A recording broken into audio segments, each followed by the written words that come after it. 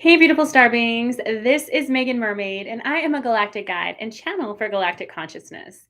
And my role is supporting star beings and activating their divine purpose, connecting with their star family to receive the support that they deserve, and so much more, which I actually can't remember right now. I just got out of a class and I was going to rest for the day, but my guides were like, You've got more. You've got more knowledge that you need to share with the people. So here I am. Last week I got a big response from my karmic partners video, and so I wanted to share more because I feel like this topic is so deep. Like, I feel like I'm actually going to do a whole curriculum on it. But let's do a recap. What is a karmic partner? We're not talking about like you have your twin flame and then you have karmic partners that you have to get through to get to your twin flame. No, we're tossing the whole twin flame conversation out. You want to talk about twin flames? Go watch somebody else. That's not my expertise. My expertise is karmic partners. As a star seed, you came here with the soul group. The actual word is called monad. It's kind of a weird word. I didn't choose it. Let's just call it soul group. So, a soul group is a series of souls that you came here with to learn lessons with. So, why do we come to Earth? What is the purpose of Earth? Expansion. It's like a playground where all of these star nations like vie for the opportunity to volunteer and be here on Earth. And so on Earth, we get to act out all of these plays. And sometimes we're the victim, and sometimes we're the perpetrator. And it's all God. It's all Leela, which is the Sanskrit word for play. So, in this play with our soul group, we create karma. And what is karma? Karma is the reaction of an action. It's neither good nor bad. Sometimes karma gets a bad rap and we only think about it as something negative, but that's not true. When we're in a human body, in this law of attraction world of form, we create actions, and those actions have a ripple effect. And because we are learning in community, we're learning through the lens of other people. Oftentimes this karma is going to also affect other people. So there's something called intersecting wounds where we have like a wound or a trauma that we're working through. And so we're going to meet another member of our soul group who has a complementary wound, which means your wound is going to trigger their wound. Their wound is going to trigger your wound. And all of the galactics, our star family, are watching like, this is going to be good. They're eating their popcorn while we're over here like crying our eyes out like, oh my gosh. Hey, Leah, good to see you. Why am I creating this situation all over again? So today's topic was karmic partners. Should I stay or should I go? So, in order for us to understand that question, we have to understand what the purpose of karmic partners is. So, just to do a recap from last week, that when we create karma with another being, we're basically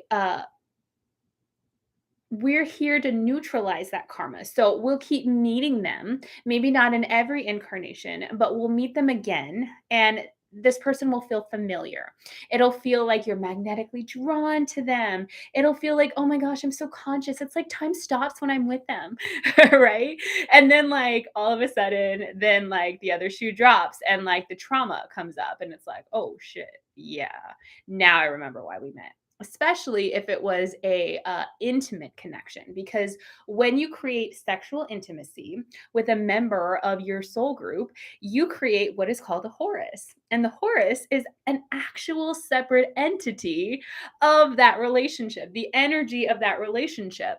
So say you had let's say, I'll give you an example of me, where there was a lifetime where I was a priestess in a temple and I met this soldier, right? It's a really cute soldier, big muscles, right? It's kind of my thing. So, anyway, we created intimacy, we created this Horus, and then this soldier ended up burning down the entire temple, all the people in it, all the children, everybody dead. And it's like, oh man, there's Megan again, Megan and her men destroying everything. So anyway, I met this partner again in this lifetime. And like it was when I first met him, it was like, oh my gosh, like fire, right? And like then little by little, the same patternings from that other lifetime started to show up in this one. So there were a lot of rules, boundaries that I needed to create. Ultimately, I had to leave that entire relationship, and create a new relationship. This being is still in my life. He will be for a while, fortunately or unfortunately.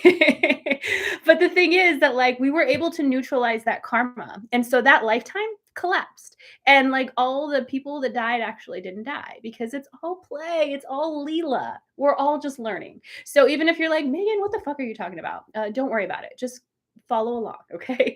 The reason I bring that up, as vulnerable and embarrassing as it is to share my personal pitfalls, I'm sharing this because you also have karmic partners. So you're going to meet certain people and you're going to just be drawn to them like magnets. It's beyond your control. And really it is, because that Horus is traveling lifetime after lifetime, lifetime after lifetime.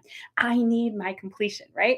So the good thing about karmic partners is that when you meet them, they have a key for you. Yeah, and you have a key for them. So if you are carrying the feminine energy, you have a feminine key. If they have masculine energy, they have a masculine key.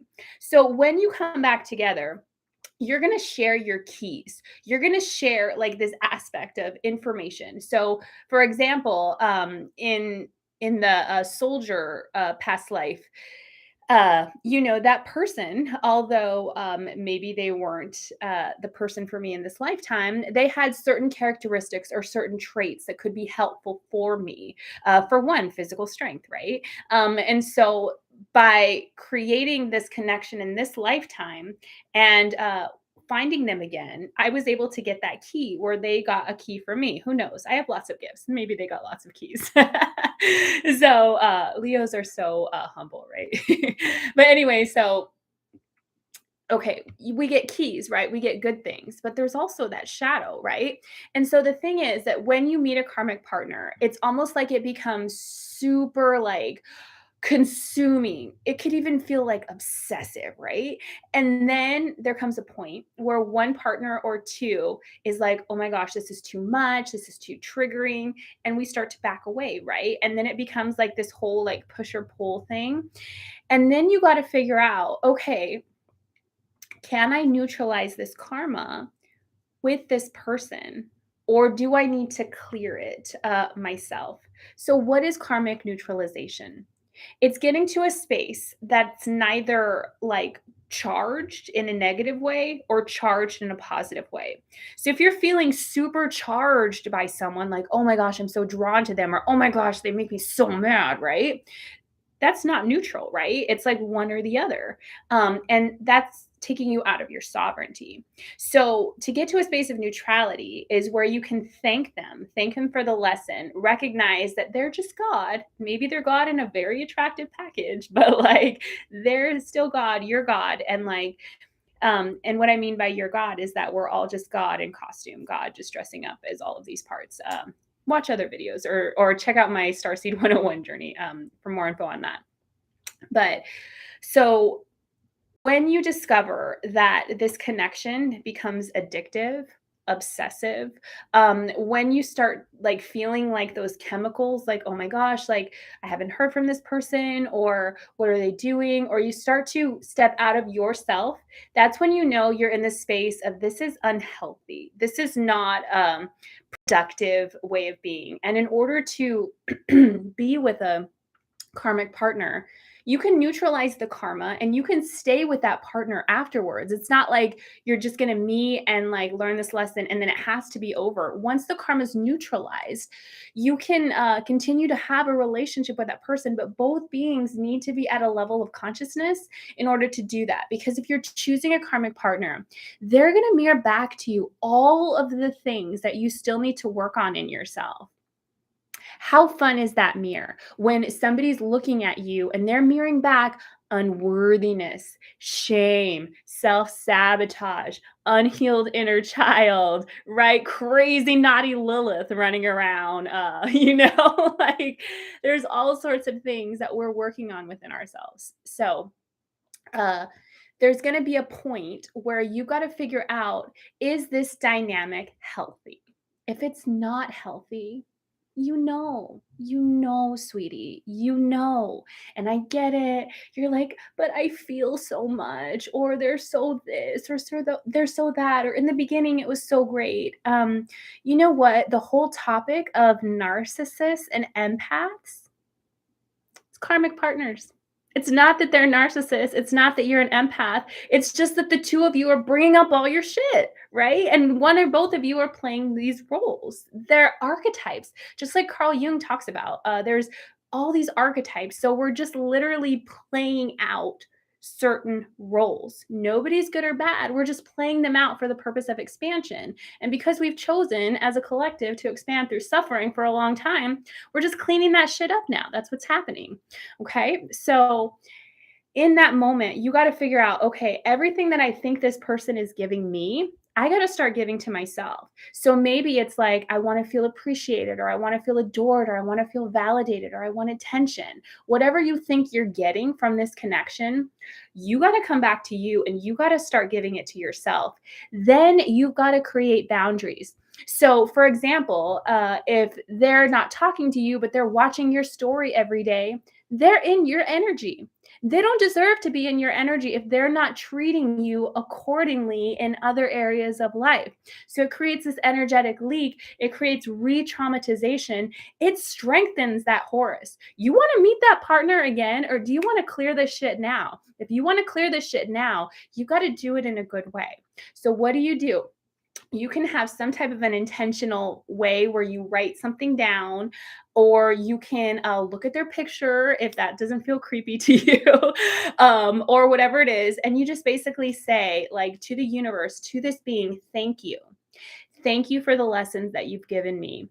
Thank you for the understanding of what I need to love, heal, and accept within myself. Thank you for being my mirror. And then you got to let it go. And it's not going to be easy. It's not going to be easy. Sometimes you might be like, oh, okay, I'm done. And then the next day you're like checking their social media, or you're like kind of hoping, did they DM me or text me or whatever? They're teaching you how to come back to you. Okay. This is not just you that's experiencing this, right? We're all experiencing this because literally all of us are embodying a feminine essence predominantly, or embodying a masculine essence predominantly. So it's the masculine and the feminine energy in Lumeria were separated. They were separated because consciousness wanted to understand itself. So it wanted to understand itself through these two polarities. Once these two polarities were separated, then we had the experiments in Egypt, which was sex magic and not trusting the other polarity, and the feminine kind of getting a little wild and cray, and then masculine energy in Atlantis overpowering the feminine, using logic over intuition, and not trusting the feminine. So, in this microcosm of these experiments, we all are just form acting out the masculine and the feminine, wanting to come back together. So, these feelings that you're feeling they're not just yours, right? You're not the only one going through this. You're a keeper of the feminine flame or a keeper of the masculine flame. So once you understand this, you can let go of this stigma of like, why am I still stuck in this pattern? You're stuck in this pattern because you're carrying an essence that wants to unite with another essence. That's what's happening. So how do we do this? Every single act of love heals an act of fear. So we can't undo everything that's been done to the feminine and the masculine that's created this mistrust. But every time that we can have compassion for each other, every time that we come together in sexual union in a good way, heart to heart, rather than like third eye chakra to like sacral chakra, like all out of balance. Let's talk about sexual manipulation. Sexual manipulation is when you come together in sexual union outside of source consciousness in a transactional way. That's what it is. And if you look at marketing, if you look at all of the stuff out there, sexual manipulation is everywhere. And the reason for that is because sexual energy is life force energy. So your karmic partners are mirroring back to you aspects of your life force energy, aspects of the feminine, aspects of the masculine that want to come back together. Okay, so what if you set a boundary and you're like, well, does that mean they're never going to come back? No, it means that you set the boundary of this is what the feminine or this is what the masculine accepts and this is what it doesn't accept. And in doing so, that being has the opportunity to rise to that level and meet you there, or you'll meet a new karmic partner. There's plenty, I promise you. So I feel like this is a good space to end. But if you want to know more, if you feel like you're going through a karmic partner situation, and you're just like, oh my God, I need help. Like, what is the lesson here? Oftentimes, if you can figure out what the lesson is, you can start to step away from those unhealthy patterns that are keeping you in this codependent situation. So reach out to me. My info is at the bottom here in the link in bio. And I have one-on-one sessions available, or I have a couple sessions if you want to do work together, therapy together. I love that shit. I do. So there's a lot that happens in that space, and it's really curated based on the being. So I'm happy to support you. There's a lot that's been coming to me about this topic, and there's a lot more, I feel like. So if you're watching this and you resonate with it, know you're not alone. Know you're not crazy. Know that they feel it too. But just because they feel it doesn't mean that you allow bad behavior. And it also doesn't mean that you're shaming yourself if they're not showing up for you. Because that's another thing. We're going to blame unworthiness and be like, I'm not good enough for them. No, sweetie, you're mirroring back a really powerful mirror to them that they might not be ready to heal and clear. So they've got to integrate. And that's the thing with karmic partners. There'll be cycles of integration and activation, integration and activation. This is the energy of DNA. Do you see? It's like the masculine and the feminine, and then it creates what's called the lemniscate, or another image is the snake that's eating itself. It's just God knowing itself. It's all play. It's all Leela. So we can have fun. We can actually do this karmic neutralization in a fun and a good way. But we got to get rid of those old tired beliefs that like we're not good enough. And that's why these patterns are happening. It's we got to get into our worth. They're showing us how to get into our worth, how to get into our power. And then from there, then we get to make the choice.